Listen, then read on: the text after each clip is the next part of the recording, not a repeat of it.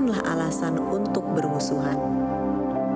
Allah berfirman, "Kami jadikan kamu berbangsa-bangsa dan bersuku-suku agar kamu saling mengenal."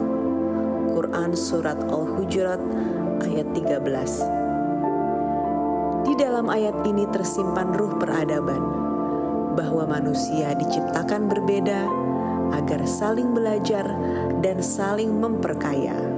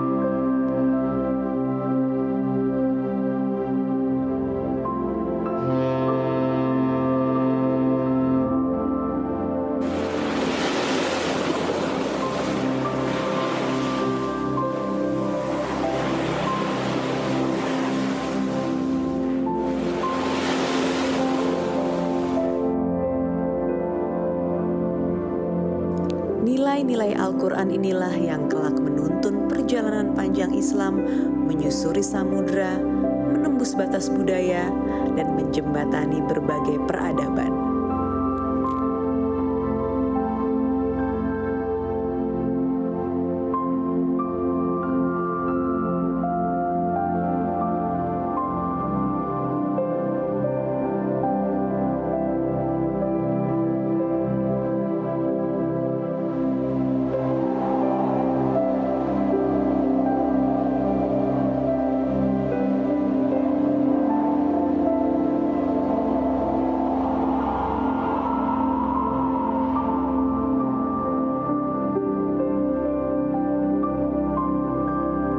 Berabad-abad yang lalu, ombak samudra menjadi jalan bagi perjumpaan manusia.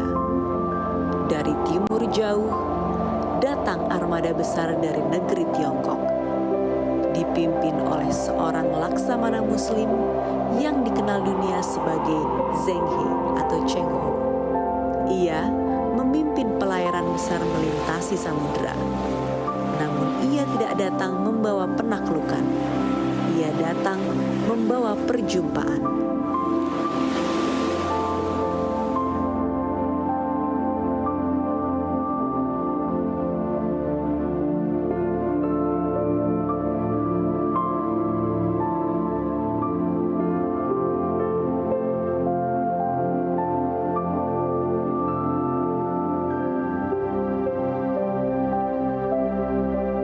Di dalam kapal-kapal itu bukan hanya ada pedagang dan pelaut, ada pula para ulama, para pencari ilmu, dan para muslim Tionghoa yang membawa nilai-nilai Islam yang bersumber dari Al-Quran.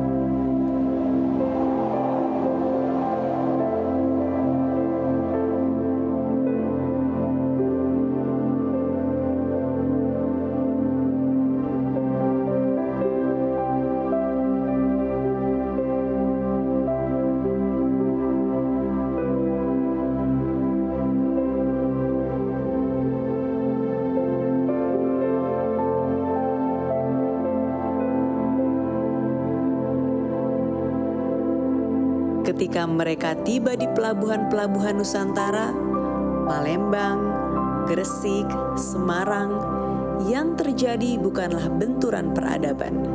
Yang terjadi adalah dialog, pertemuan antara budaya Tionghoa, budaya Nusantara, dan nilai-nilai Islam.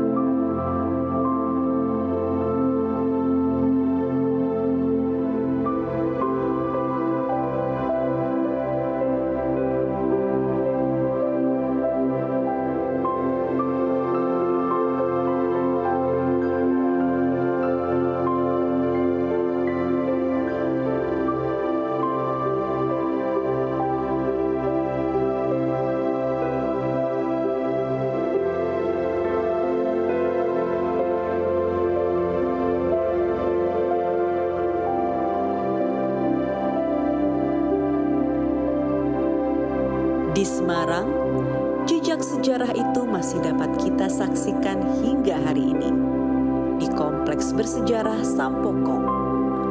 Tempat ini menjadi saksi bahwa peradaban dapat tumbuh bukan melalui konflik, tetapi melalui perjumpaan yang damai.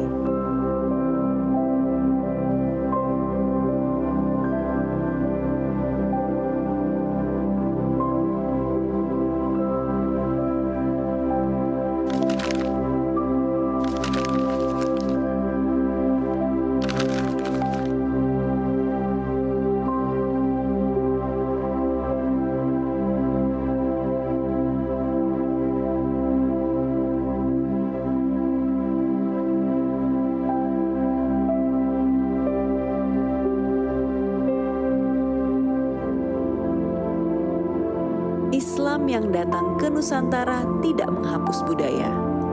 Islam datang dengan hikmah.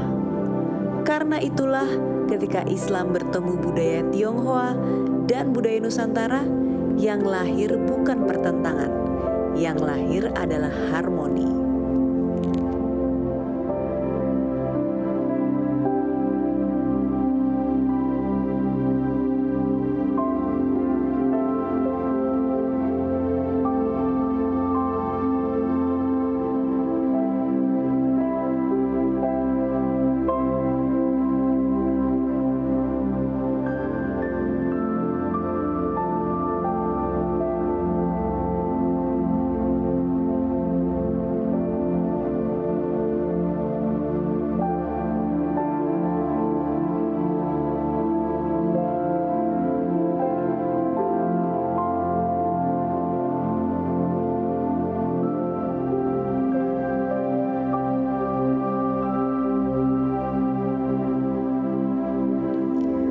Harmoni itu dapat kita lihat hari ini pada masjid yang berdiri dengan arsitektur khas Tionghoa, seperti Masjid Muhammad Cheng Ho Surabaya.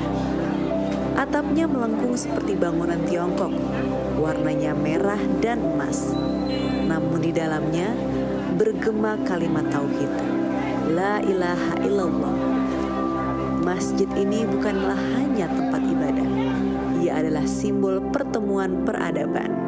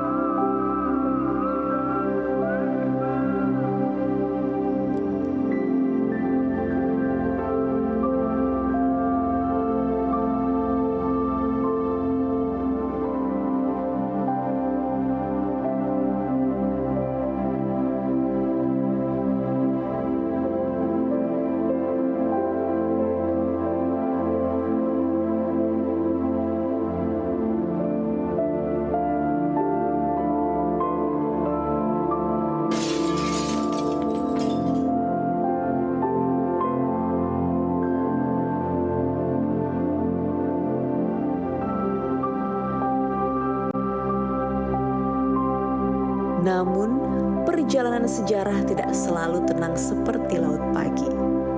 Ada masa ketika manusia membangun sekat-sekat perbedaan. Pada masa kolonial, identitas dipisahkan. Tionghoa, pribumi, Eropa. Seolah manusia harus berdiri di sisi yang berbeda.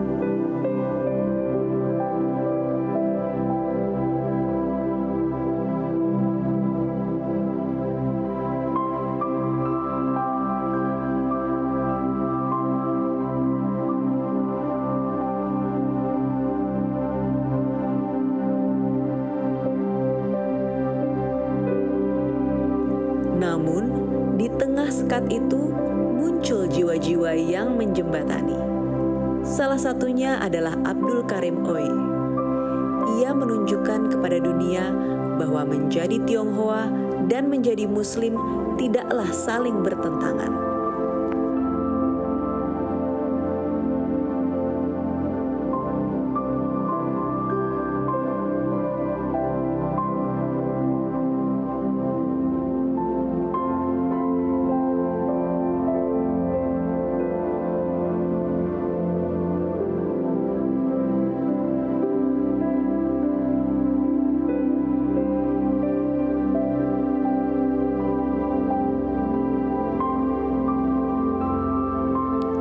Dari semangat itulah lahirlah Organisasi Persatuan Islam Tionghoa Indonesia, sebuah rumah yang mempersatukan, sebuah jembatan peradaban.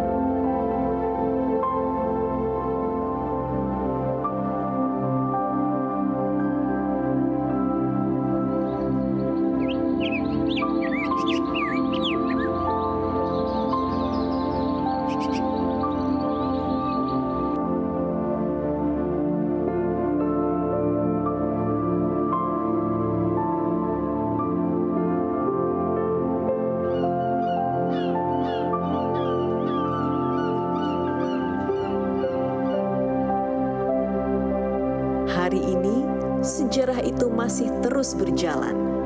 Muslim Tionghoa Indonesia hadir di berbagai bidang kehidupan. Di dunia pendidikan, di dunia ekonomi, di kegiatan sosial dan kemanusiaan. Mereka membangun sekolah, mendirikan masjid, menggerakkan filantropi dan zakat.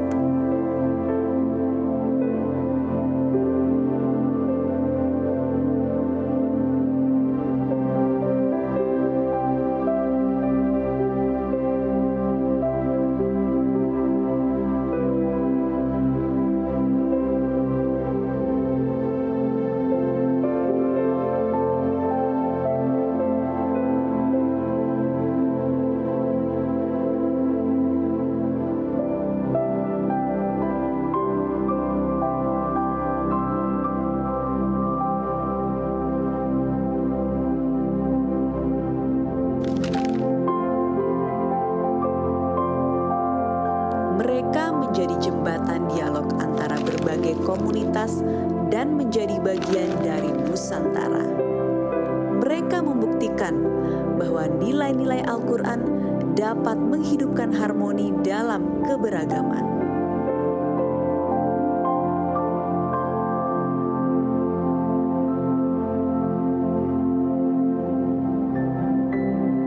Sejarah Islam Tionghoa di Indonesia mengajarkan kita satu pelajaran besar, bahwa peradaban yang agung lahir dari kemampuan manusia untuk saling menghargai. Dan itulah nilai-nilai yang diajarkan oleh Al-Quran. Al-Quran bukan hanya kitab ibadah, ia adalah kitab peradaban yang mengajarkan manusia untuk membangun dunia dengan keadilan, dengan kebijaksanaan, dan dengan persatuan.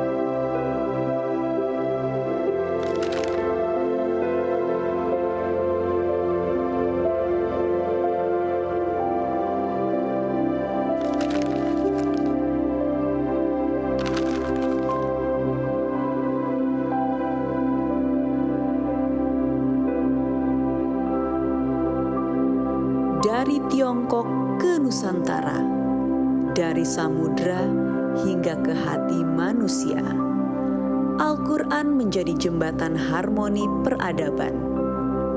Terima kasih.